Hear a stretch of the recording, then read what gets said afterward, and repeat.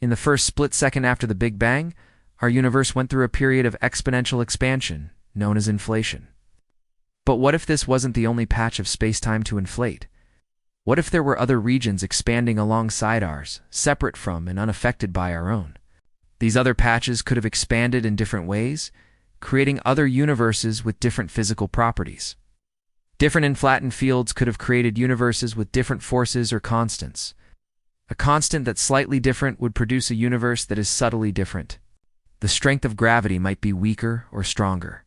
Stars might burn brighter or dimmer. The chemistry that led to life might not occur.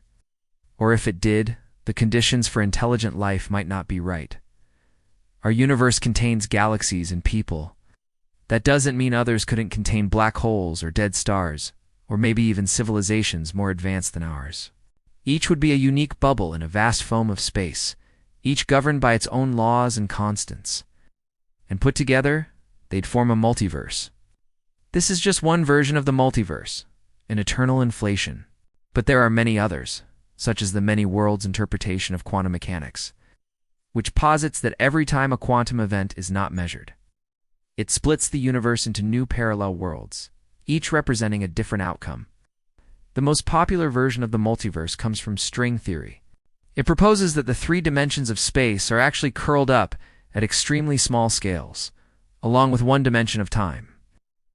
Our perception of reality is limited to the three larger dimensions, but there could be more. The math of string theory requires 9 dimensions, so scientists hypothesize the existence of 6 additional ones. If these extra dimensions do exist, they would have to be incredibly small. Otherwise, we would have noticed them. But the scale at which they're curled up means that all sorts of things become possible. It could be loops of space that return you to where you started, or alternate versions of you. Every time you make a choice, you split off into a new universe where you chose differently. This multiverse has no overall shape. It's a tangled web of higher dimensions. Many physicists are uncomfortable with the idea of multiple universes because it makes the concept of reality too vague to be useful. For example, if you and a copy of you meet in another universe, how do you tell them apart? They would be identical in every measurable way. But if you can't tell them apart, then the idea of multiple universes says nothing about reality. On the other hand, the idea of the multiverse has inspired some physicists to attempt to measure the size of the universe. If the bubble of our universe is drifting through a vast foam of other universes, then we should sometimes see distortions in the cosmic microwave background radiation, the faint glow left over from the Big Bang. In 2014, 2 physicists claimed to have found evidence for this, but their result was considered a statistical fluke. The multiverse remains an untestable idea, but some physicists are working on that problem. In 2022, a group of physicists proposed a new method to test eternal inflation. They suggested looking for distortions in the cosmic microwave background caused by collisions between our universe and others. If it turns out there are no collisions, then it would rule out certain types of multiverse. But what if we find a collision? That would be evidence for the multiverse. Finding evidence for the multiverse would change our understanding of reality in much the same way that finding extraterrestrial life would. It would revolutionize our view of the universe. Physicists aren't the only ones intrigued by the multiverse. Cosmologists also love the idea because it addresses one of the biggest mysteries in cosmology: why our universe has the properties that it does. Scientists have come up with lots of theories for why we seem to exist in a universe fine-tuned for life. Some suggest that we're actually living in a simulation. Others believe that the universe is actually a huge quantum computer. But there's another explanation. Maybe we're here because there are other universes where life can evolve. Maybe the fact that we exist is evidence against the multiverse. If we're ever able to look out into space and see evidence of other universes, then it would be a remarkable confirmation of the idea that we're just one among countless bubbles, each containing a different reality. What would you like to see? Evidence for the multiverse, or evidence against it? Let us know in the comments below. And thanks for watching. The multiverse. Fact or fiction? We're living in a strange time. Photons are being squeezed into a cube less than a billionth of a second after the Big Bang. Physicists are searching for scars left by colliding universes in the cosmic microwave background, and astronomers are hunting down worlds that exist beyond our own. All the while, A whisper echoes across the cosmos. Are we alone? For decades, this question has been relegated to theologians and science fiction writers. But today, scientists are asking it too. They're studying the possibility that our universe isn't the only one. That somewhere beyond the reach of our telescopes lie other universes, perhaps similar, perhaps very different. And maybe even a few that harbor life. It's a bold new view of reality that is changing what we think about the nature of our existence. But is it true? To answer that, we have to go back in time. We'll travel to the dawn of creation, to an epoch called cosmic inflation. Inflation theory was proposed in the early 1980s by physicist Alan Guth. He was trying to solve some nagging problems in cosmology. First, why does the universe look the same in every direction? Space is said to be flat on average, meaning angles in a triangle add up to 180 degrees, just as they do on Earth. Second, why is there evidence of not just ancient light, but also ancient magnetic fields? And third, why are there no relics from early high-energy physics like magnetic monopoles scattered around? The answer Guth proposed was radical. In the tiniest sliver of time, less than a trillionth of a second, the universe expanded exponentially. It's faster than the speed of light. This rapid inflation smoothed out space, erased relics, and set the conditions for galaxies and stars to eventually form. But inflation had another, even stranger implication. According to many versions of the theory, inflation doesn't stop everywhere at once. Instead, it can end in some regions, creating a universe like ours while continuing in others. The result? An eternally inflating cosmic foam in which bubble universes constantly form.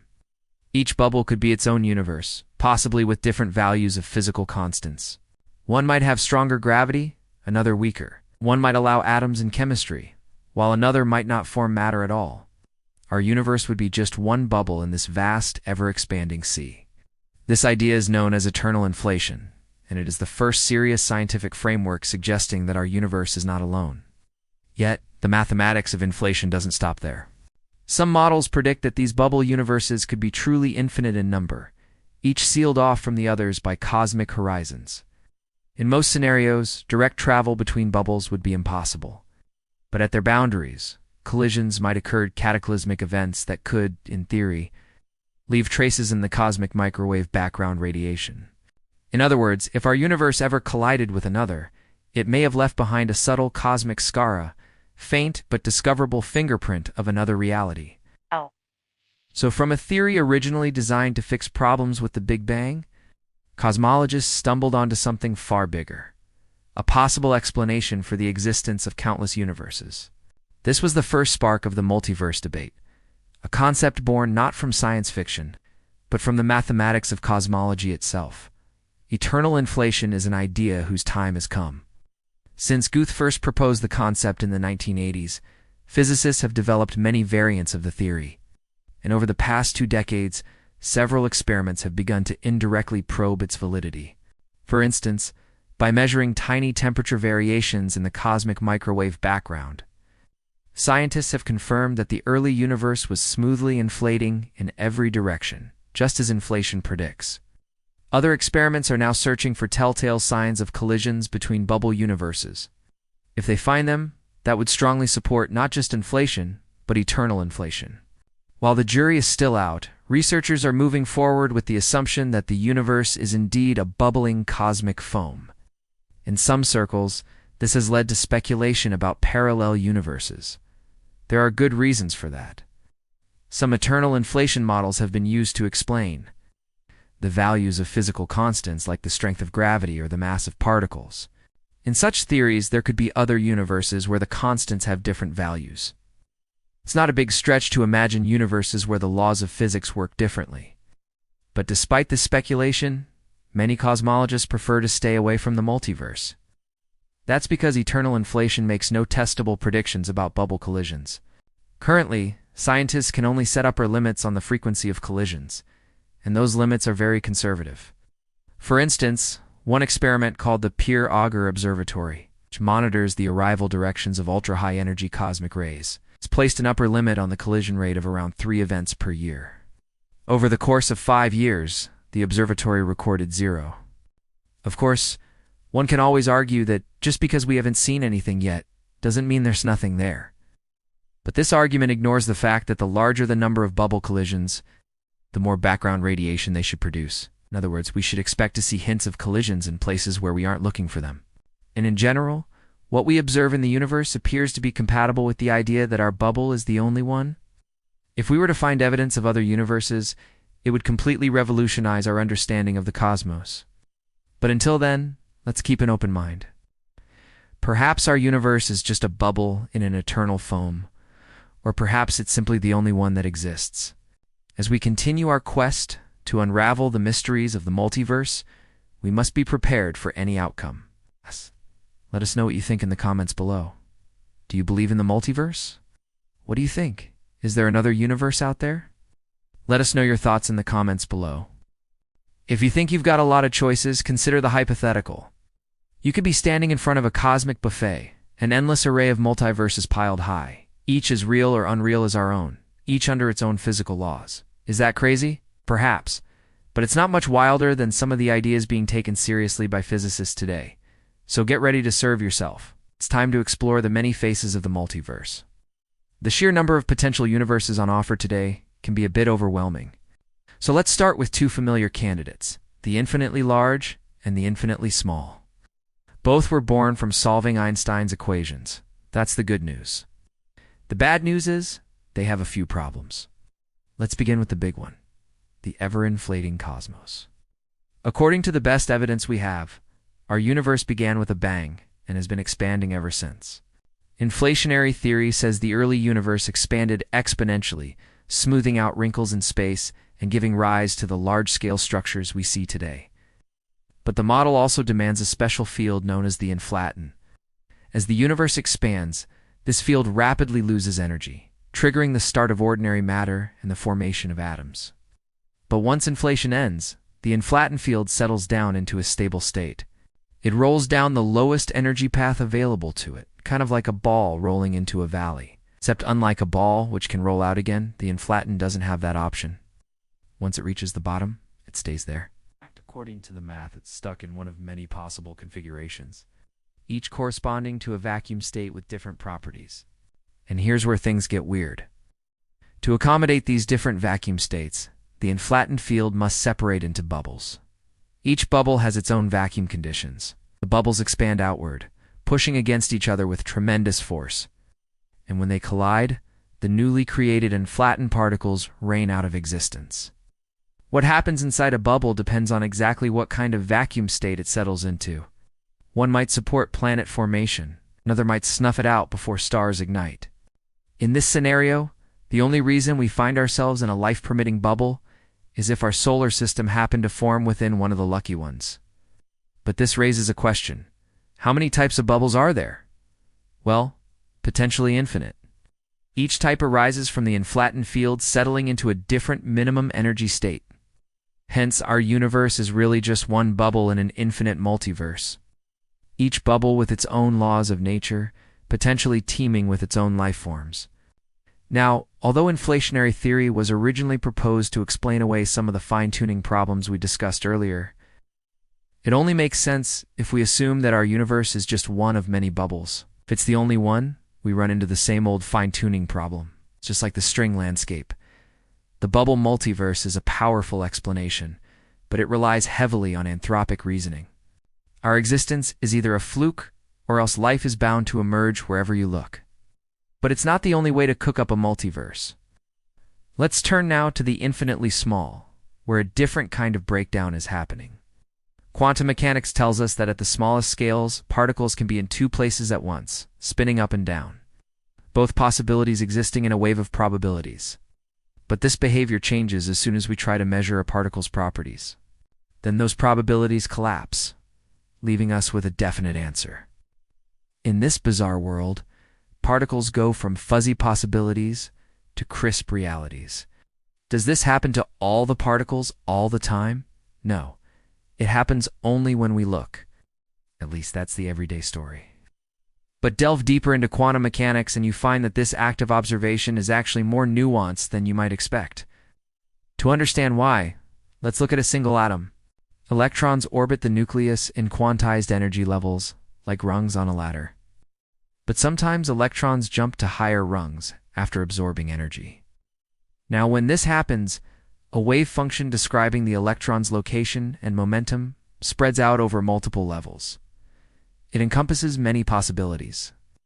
But once the electron drops back down to a lower rung, emitting a photon in the process, the wave function representing the electron narrows down to a single rung. In the many worlds interpretation of quantum mechanics, this narrowing of the wave function isn't caused by anything outside the system, nor is it random. It's just how the math works. Each possibility splits off into its own self-contained reality. In the end, you're left with a vast collection of parallel universes, each identical except for the outcome of each split. These universes coexist in a branching tree of possibilities. And from our perspective, they all exist simultaneously. That means you have a multitude of doppelgangers, making slightly different decisions and taking different paths through life. Every choice you've made, every card you've played, every word you've spoken ripples through the multiverse, creating a new universe with each decision, creating a new you. Altogether, we call this a many worlds interpretation, but it's far from the only approach to interpreting quantum mechanics. All the other interpretations say that the electron always had a 50-50 chance of landing on either rung, that we don't know which outcome will occur until we look. The many worlds interpretation eliminates that uncertainty. Instead, both outcomes occur, each in its own universe. And the idea is surprisingly popular. Around half of all young physicists say they believe in some version of many worlds. But it's controversial for a simple reason.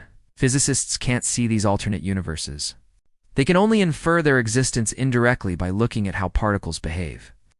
But if you never look, you'll never see any evidence for many worlds. This leaves us with two very different portraits of the multiverse. One springs from the continuous inflation of space. The other comes from the discrete collapse of quantum waves. Each portrays a different picture of reality, but together they offer a powerful image of the unknown. We exist in a universe that's finely tuned for life, a life that's riven by quantum uncertainty. Our entire physical reality hangs in a delicate balance, governed by a series of almost unbelievably precise rules. Or maybe it all boils down to the fact that we read only one kind of life in an unfathomably vast cosmic landscape. Maybe our universe is just one bubble in an eternally inflating sea of other universes, each as real or as unreal as our own. Or perhaps there are infinite numbers of us, each existing in a different quantum branch, each living a slightly different reality. Which of these portraits is correct? If any, the jury is still out. But the quest to answer this question is changing the face of physics. It's leading cosmologists to search for signals of bubble collisions and quantum physicists to hunt for traces of parallel worlds. Meanwhile, philosophers are debating whether such a multiverse is real or just a figment of our collective imagination. Regardless of the outcome, this multiverse represents one of the most exciting frontiers in modern science. The human desire to understand the universe around us has always driven us to push the boundaries of what's possible. And now, thanks to the multiverse, we're doing exactly that. The multiverse is a reminder that the universe never ceases to amaze. Who knows what other wonders await us in the uncharted territories of the cosmos? This is a space. Somewhere far out in that black expanse, an alien species watches a meteor shower. They see rocks falling from the sky, just as we did when we were young. And in their mythology, those meteors carry messages from the gods. We've been watching the skies for centuries, looking for messages from distant worlds. And now we have technology that can analyze signals from thousands of stars every night. But we don't need powerful telescopes to find aliens. They may be among us already. Join us as we explore the vast, mysterious space around us and beyond. Look for us on your favorite podcast app. Now back to the show. You can't fit an infinite number of things into a finite amount of space. It's a mathematical fact. But something about that statement seems anti-intuitive. After all, we live on an infinite street. Mathematicians have figured out a way to make infinity fit into the finite space of the real number line. There's no end to the numbers. You just keep going forever in both directions. But the trick is that each point on the number line is infinitely small. So technically, you can fit an infinite number of points into a finite space. This concept blew my mind when I learned it years ago. The notion that something infinite could exist within something finite seemed impossible. But that's how the universe works. And that's also how the multiverse works. Technically, you can pack an infinite number of multiverses into the finite space of the real number line. And you can start with our universe and then shift each subsequent universe one Planck length over. A Planck length is the smallest possible distance in the universe, about 10 to the minus 35 meters. After doing this process forever and ever and ever, you'll have packed in an infinite number of copies of our universe, each separated by a tiny distance. This type of multiverse is called the hyperreal multiverse, and it follows from a well-established theory called mathematical realism. Mathematical realism is the idea that every consistent mathematical structure exists somewhere. Since our universe appears to be made of mathematics, that means that every consistent mathematical structure exists here in some part of the multiverse.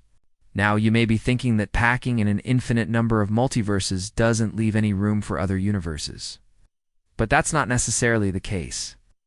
Suppose you started with an infinite number of universes in the first place.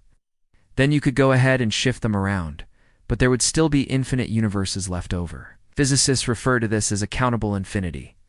The key is that the total number of universes remains the same. As you may have noticed, the real number line and the infinite set of natural numbers are two different infinities. That may seem confusing because we think of infinity as the same thing as infinity. But actually, the real number line contains a lot more infinities than the countably infinite set of natural numbers. George Cantor wondered if there were even more infinities between those two. In 1963, Paul Cohen actually proved that Cantor's continuum hypothesis is formally undecidable. This means that you can't prove it or disprove it within the current state of mathematical knowledge. In other words, we don't know whether there are more infinities between the countable and the continuum. But let's assume that there are more infinities between the countable and the continuum. Even so, there's still room to pack in more multiverses, and this is where things get weird. Physicists generally consider 4 different types of multiverses, and all of them have room for more universes. The first level of the multiverse is the region beyond our cosmic horizon. Anything that is outside our observable universe is considered part of the multiverse. The size of this portion of the multiverse depends on the age of the universe, the speed of light, and how far away you can see. Currently, you can see 46.5 billion light-years away, so anything beyond that is part of the multiverse. For practical purposes, this is basically everything beyond the edge of your telescope. The second level of the multiverse is bubble universes. This is the result of eternal inflation. Eternal inflation says that after the initial period of rapid expansion, known as inflation, the universe broke into pieces, which then expanded independently of one another. These fragments are sometimes called bubble universes. If this is true, we are living inside a bubble universe. And although we can't observe the other bubble universes directly, they do have an effect on our universe. This effect is called the stochastic gravitational background, or SGB for short. The SGB is a sort of gravitational noise caused by the collisions between bubble universes.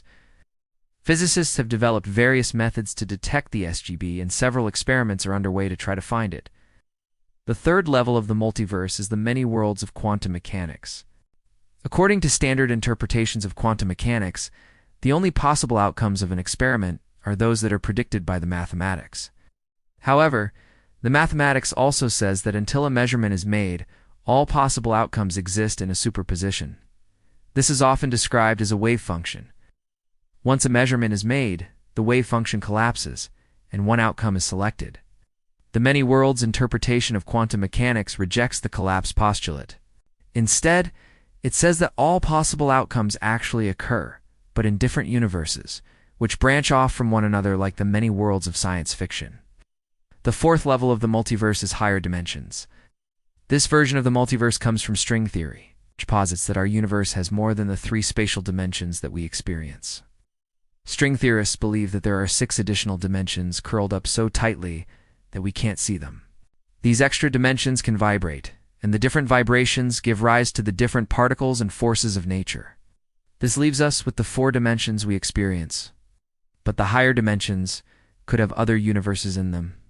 For example, M-theory proposes that there are 5-dimensional membranes. or brains that can move freely within the 7 dimensions of space-time. If that's true, then there could be other brains carrying other universes. So which multiverse is real? That's a tough question. Some of these multiverses are more speculative than others. For instance, the evidence for eternal inflation is somewhat shaky at best. On the other hand, the evidence for the other multiverses is equally weak. We can't observe the multiverse directly, so we don't know for sure which version is correct. But that hasn't stopped physicists from trying to rule out the possibility that all 4 are real. In a recent paper, physicists from Harvard and MIT proposed a way to test the 4th multiverse. Their idea involves looking for telltale signs of collisions between brains. Such collisions would create a stochastic gravitational background similar to the one produced by colliding bubble universes. However, the gravitational waves produced by brain collisions would have a distinct pattern that could be detected with current technology. In particular, the frequency of the gravitational waves would be extremely high, much higher than what can be detected by LIGO or Virgo, but there are experiments underway that could test this idea. One such experiment is nanograv, which uses a network of atomic clocks to detect gravitational waves in the range of nanohertz frequencies. If nanograv can detect gravitational waves at these frequencies, it would provide evidence for the 4th multiverse. But even if nanograv doesn't find anything, it wouldn't rule out the other multiverses. Testing the other multiverses will require a completely different approach. For instance, to test the multiverse of quantum mechanics, we would need to find a way to observe the different branches. This is currently impossible. But it's worth pointing out that even if we could observe the other branches, this wouldn't prove that the many worlds interpretation is correct. It would always be the possibility that the different branches are really different universes. In the end, we may never be able to observe the multiverse directly. But that doesn't mean that the multiverse isn't real. As philosopher Barry Lofer has pointed out, there are plenty of things that we can't observe directly that we nonetheless believe exist, like the inside of a black hole or other people's minds. Of course, this argument doesn't apply if the multiverse requires the rejection of scientific method altogether. But most versions of the multiverse don't do that. We live in a strange and mysterious universe. We are just beginning to understand. The more we learn, the more we realize how little we know. The multiverse is a reminder of that. It is a reminder that there is much more to the universe than meets the eye. From the Big Bang to the human brain, 13 billion years of cosmic evolution culminate in you. And that makes sense. Life is complicated, took a lot of time, and we're made of stuff that stars forged over billions of years. But you didn't have to come out when you did.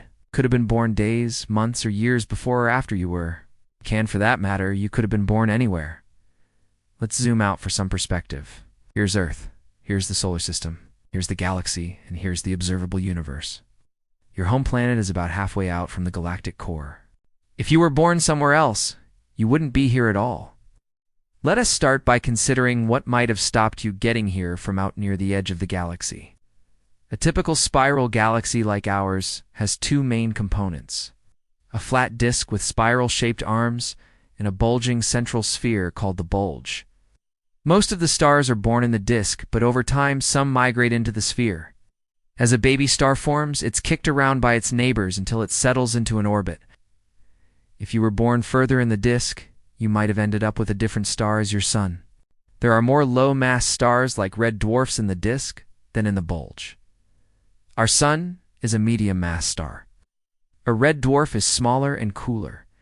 You probably wouldn't have made it to here. Either you would have been a gas giant like Jupiter forming close in where there is enough heat to keep your atmosphere a gas, or you would have ended up as an ice giant like Uranus and Neptune further out.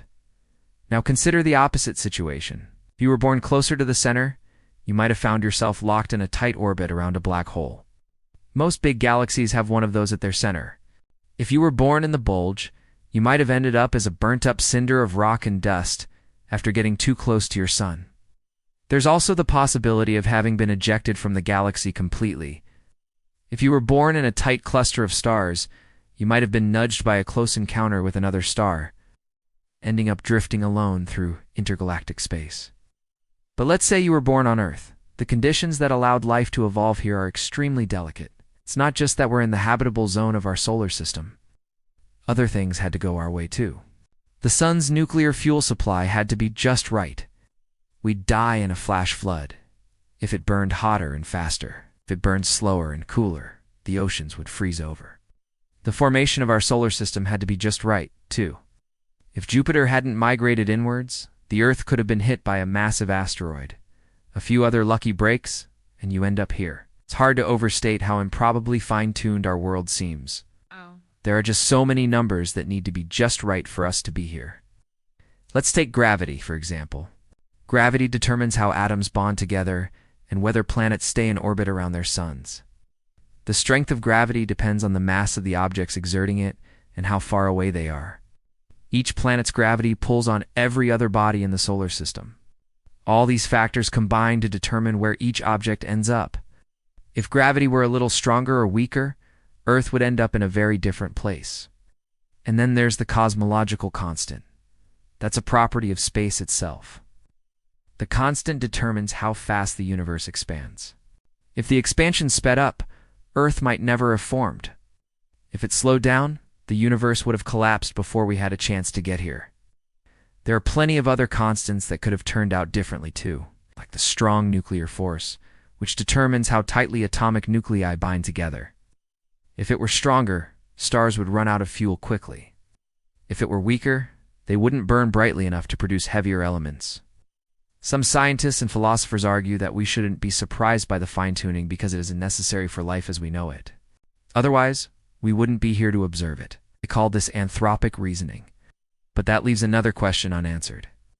Why should the fundamental properties of the universe be set to allow life to flourish? To understand the competing view, let's turn our attention to a book written over 2,000 years ago. It is a 19th century British astronomer, Lord Kelvin, asked why the universe seemed to be finely tuned for life.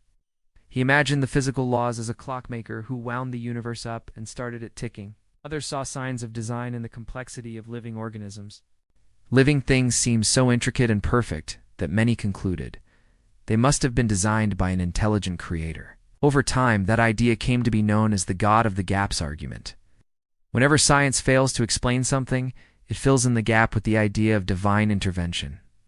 Gaps change as science progresses. What once required divine action ceases to do so. When it can be explained naturally, some people use a similar line of reasoning today. They point to the universe's fine-tuning as evidence of a creator, someone or something that set the constants of nature to allow life to flourish. So far, physicists haven't found evidence for design, nor have they discovered an overarching principle that explains why our universe has the properties that it does. Physicists usually don't ask why the universe is finely tuned. It's just how it is. But there is one corner of physics that takes the fine-tuning of our universe seriously: cosmology. In the early days of cosmology, most scientists assumed that our universe was unique, that it was the only one that existed. In 1973, however, physicist Alan Guth came up with the idea of inflation. Inflation is the name given to a brief period of super-fast expansion in the universe's first moments. Inflationary theory requires one extra dimension of space, one that's curled up so tightly we can't see it. Since then, physicists have built models of our universe based on string theory, which posits at least 6 dimensions of space. The simplest way to accommodate these extra dimensions is to assume they're curled up. So the idea that our universe is just one of many, each with different physical properties, came naturally out of theoretical work. But the multiverse was untaken seriously until the late 1980s. When physicists realized they could use quantum mechanics to make it more plausible. Quantum mechanics says that particles can be in 2 places at once. The uncertainty principle says we can't know exactly where a particle is and how it's moving at the same time. That means that empty space isn't really empty. It's frothing with temporary particles popping in and out of existence. Those particles carry energy. Physicists call it the zero-point energy. Now imagine that. The zero-point energy starts bubbling away in all directions. The result is a rapidly inflating universe.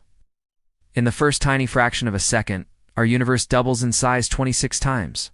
It goes from smaller than an atom to the size it is today. If the inflationary process happened slightly differently, the universe would expand too quickly for matter to clump together. There would be no stars or planets or people. On the other hand, if the inflationary process ended even a split second too soon, the universe would contract and collapse before stars ignited. And that is just one of the constants that would have to be set just right for life to emerge. Most physicists do, and think about our universe as existing alongside other possible versions that didn't turn out quite so nicely. But some physicists do. If our universe is just one of many, it makes sense that it's finely tuned for life. It's a rare occurrence, but it's not surprising. This is another example of anthropic reasoning. If you were born in another universe, you probably wouldn't be here to ponder this question. It's because you wouldn't be able to ponder anything. You wouldn't be able to do much of anything, because you'd be dead. In fact, if the laws of nature in another universe were slightly different, there wouldn't be any beings around to ponder anything at all. So any beings that did evolve would find themselves in a universe that was finely tuned for life. It's not a surprise. It's what you'd expect. The author would like to thank Dr. Michael Carroll for his help with this video. The key to understanding science is practice, which you can get with Brilliant. With thousands of lessons covering math, data science, computer science, and more, Brilliant has you covered. They offer interactive courses from foundational and advanced levels so you can build your skills and deepen your knowledge. Whether you want to brush up on everyday math, learn how neural networks work, or figure out what all those cryptic matrix equations mean, Brilliant has a course for you. Brilliant is the best way to build learning into your life with just 15 minutes per day. Start learning today. We all live in the same world. Well, mostly. How do I know? Because if we didn't, how could we talk about anything? We would have no common ground. But what if that's just the tip of the iceberg? What if there are other worlds out there, ones that exist alongside our own, but just outside the realm of our perception? Does such a concept stretch the limits of scientific possibility? Or does science actually support the idea of parallel worlds? Welcome to Gravitas Plus. I'm the host. Today, let's explore the human gaze, parallel worlds. The multiverse may sound like a modern product of quantum physics and string theory. But the idea that reality might extend beyond our visible world is as old as human thought itself. Across history, philosophers, poets, and scientists have asked, is this universe the only one, or is it just one of many? Let's begin this journey through the idea of parallel worlds by looking at where it started. For that, we need to look back to the very beginning, the birth of philosophy, ancient seeds of the multiverse. The first hints of the multiverse appear in the mists of ancient philosophy. In the 5th century BC, the Greek philosophers Democritus and Epicurus, the atomists, came up with the idea of an infinite cosmos filled with countless worlds.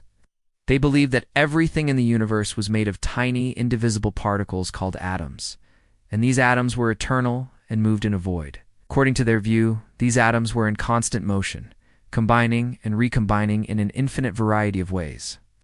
And so they argued that this process would naturally produce endless copies of the world. Imagine an infinite number of worlds, each slightly different from the others, all existing at the same time.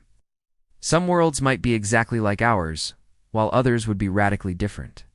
Still, others might be more advanced or more primitive. The ancient Greek atomists also suggested that these parallel worlds weren't static. They changed and evolved over time.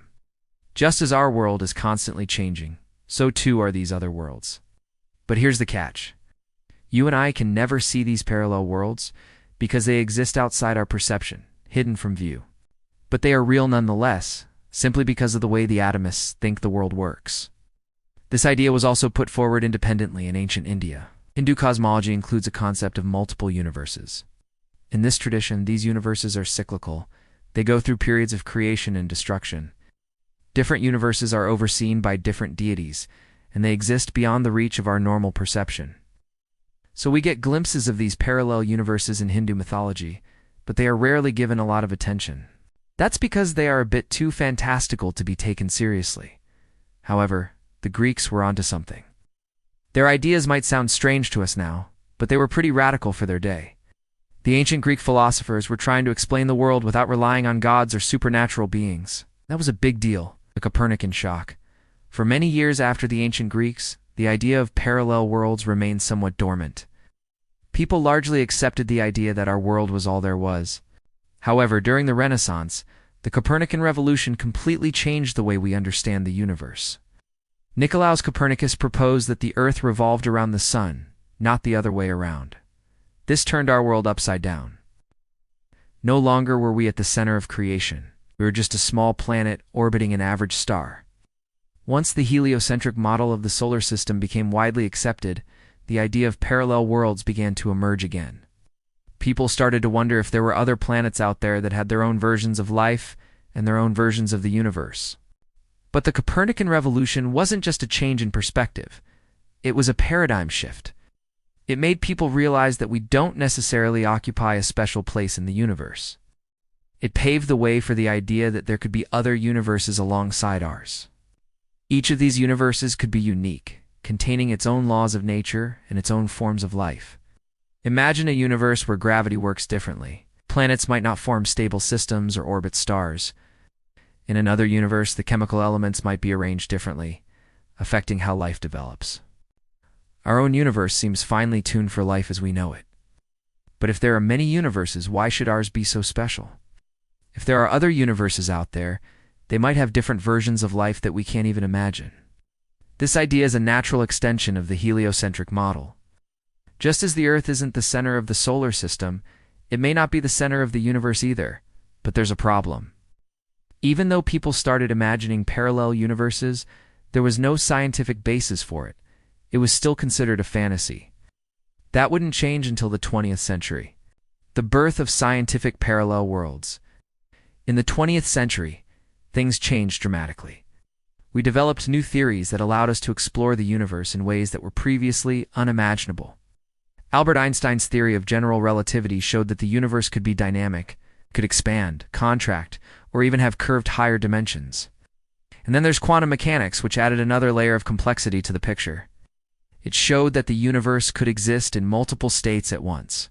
Thanks to these new theories, parallel universes went from being a fantasy to becoming a real possibility.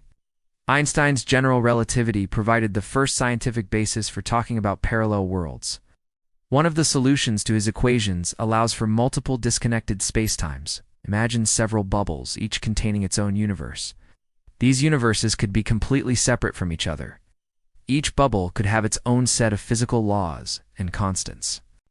In this type of multiverse, it's unlikely that there would be any interaction between the different universes. They're truly parallel. But here's the thing. According to our current understanding, moving between these universes would be impossible. Each universe is like a separate room, and there's no door connecting them. Then comes quantum mechanics, which adds another twist to the tale. This theory suggests that every time a measurement is made or an observation is carried out, the universe splits into multiple parallel universes.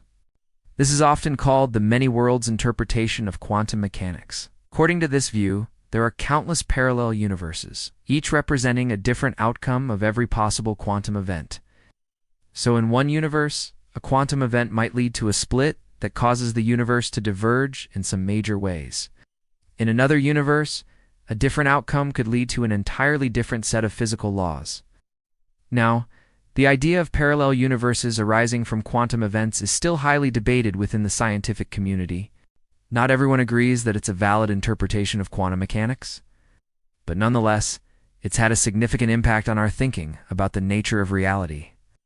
It's made us question whether our universe is truly unique or just one of many. From science fiction to science debate. As the idea of parallel worlds progressed from a philosophical curiosity to a scientific possibility, it also captured the imagination of science fiction writers. Writers started exploring the concept of parallel worlds in fiction. Think of famous sci-fi shows like Star Trek and Doctor Who. They often featured episodes that dealt with alternate realities, parallel universes, or time travel. This helped to keep the idea of parallel worlds in the public consciousness. It made people wonder if there really were other universes out there waiting to be discovered. At the same time, physicists were getting serious about the idea. They were trying to figure out if there was any evidence for parallel worlds, and if so, how we might be able to detect them. The problem was, and still is, that detecting or interacting with these parallel universes would require technologies far beyond our current capabilities. The scientific debate about parallel worlds continues today. Many physicists remain skeptical, arguing that there's no real evidence for parallel worlds and that the idea is more philosophy than science. Others argue that the multiverse is a natural extension of current theories and that it's only a matter of time before we find evidence for it. So we have come full circle. The idea of parallel worlds has been with humanity for thousands of years. It started out as a philosophical concept and then became a scientific possibility in the 20th century. Today, it remains an active area of research and debate. The ongoing human fascination. Why does the idea of parallel worlds fascinate us so much? Perhaps it's because it answers a deep human need to find patterns in the world around us. Maybe it's our desire to believe that there's some kind of order to the universe, even if we can't fully comprehend it. Or maybe it's because the multiverse offers a tantalizing glimpse at the possibility of other worlds, other lives, other realities. Whatever the reason, the multiverse is here to stay. It's become an integral part of our collective imagination. And who knows? Maybe one day it will become a part of our scientific understanding as well. So there you have it, a brief history of parallel worlds from ancient philosophy to modern physics. It's a fascinating journey that takes us to the very limits of our knowledge and understanding. As we continue to explore the mysteries of the universe, who knows what other wonders we might find. But one thing is for sure, the idea of parallel worlds will continue to captivate our imaginations for centuries to come. So until next time, keep looking up and keep asking questions. The universe never ceases to amaze. That was a look at the history of parallel worlds. From black holes to the Big Bang, we love a good sci-fi trope here on SCI, Show Space. And nowhere is the speculative nature of science more apparent than in the various hypothesized multiverses. Hypothetical sets of other universes that might coexist alongside our own. But unlike many sci-fi tropes, the multiverse isn't just a fun addition to sci-fi movies. It's an actual scientific idea, even if it's more speculation than science at the moment. And just like any good sci-fi story, there are a lot of different versions of it. So let's get into it. Is there any way we could ever prove that the multiverse actually exists? You know how physicists love those analogies, especially when they involve ducks. So first, let's talk about the duck. Okay, there's no actual duck, but there is a hypothetical set of parallel universes created by the collision of two inflating spaces known as eternal inflation. That's one version of the multiverse. Eternal inflation posits that our universe isn't the only pocket of space-time expanding rapidly right now. There are other inflating regions, each creating its own bubble universe, each with its own physical laws and constants. Now, just like a duck, this doesn't sound like something that would happen in our universe. Don't experience any of those neighboring universes. They're forever out of reach. However, if our universe did collide with one of those neighboring universes during inflation, it could have left a mark. Not like a bruise or a scratch, but like, say, a change in temperature. Oh. See, that change would be in the cosmic microwave background. The cosmic microwave background, or CMB, is the leftover radiation from the Big Bang. It's everywhere, and it's a snapshot of the universe. About 400,000 years after the Big Bang, when the universe was still super hot and opaque. Ow. Since then, the universe has expanded, stretched that radiation out so much that it's cooled to only a few degrees above absolute zero. But we can measure that tiny temperature precisely because it's so faint, and we find that it's incredibly uniform.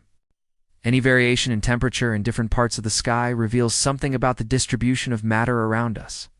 And we use those variations to map the positions of galaxies. But while it's very smooth on average, the CMB isn't perfectly uniform. There are some places that are a little bit warmer and others that are a little bit cooler. And in 2010, a group of physicists argued that some of those cool spots could be evidence of collisions with other inflating universes. Again, it's not that we've seen another universe or even evidence of another universe. It's that we've noticed a pattern that could fit the idea that there are other inflating universes. And currently, there is a lot of debate over whether or not those cold spots are really a thing, whether they re-evidence of a collision. The trouble is that the data doesn't lie. If you look at it, there really are a few places where the temperature of the CMB is lower than expected. But scientists who have checked this data say that it's within the margin of error, basically noise in the data rather than a real phenomenon. So we'll need better data to decide whether or not these spots are real, and better data is on the way. NASA's upcoming Nancy Grace Roman telescope will measure the polarization of light from the CMB. It's expected launch in 2026 or 2027, and if it finds those cold spots, then the people who think they're evidence of collisions will have a victory. But even if it doesn't, we're not done yet. we can still check the prediction of eternal inflation that the rate of inflation should vary across the universe. And there are some hints that this might be happening. Now, eternal inflation is just one type of multiverse. So let's take a look at another, the string landscape. String theory is a framework that tries to bring together general relativity and quantum mechanics. It requires at least 6 extra dimensions of space, but those dimensions have to be rolled up so small we can't see them. Now, there are a lot of ways you can roll up a sheet of paper, but there are infinitely more ways you can roll up 6 dimensions. Each of those ways corresponds to a different universe with different physical constants. That's the many vacuous scenario. Since string theory posits that the universe is made of vibrating strings, and the type of vibration determines what kind of particle it is, and the properties of those particles determine the physical constants of a universe. Rolling those dimensions in different ways changes the physical constants of the universe, changing the properties of those particles, changing the vibrations of those strings, changing the universe. And each unique set of strings corresponds to a different universe. This is called the string landscape. So how do we test the string landscape? Well, first we have to narrow it down a bit. There are other problems with string theory, including the fact that it requires a mathematical concept called supersymmetry, which hasn't shown up in particle physics experiments. Some versions of string theory require additional dimensions smaller than the Planck scale, which rules out some of those hypothetical universes. And there are a lot of other constraints we can put on string theory based on what we know about the fundamental particles and the forces that govern them. So narrowing down the possibilities based on what we know about particle physics could help focus our search. Then we would look for the unique signatures of the surviving universes. For example, if additional dimensions do exist, but are larger than the Planck scale, they could show up in particle colliders, like the Large Hadron Collider. So far, there's no evidence of that, but maybe the next accelerator will find it. But let's be honest, we all know that the true power of sci-fi comes from the moral of the story, not the plot device. And the moral of the story of the multiverse is that there are a lot of universes out there, and ours is just a rare one.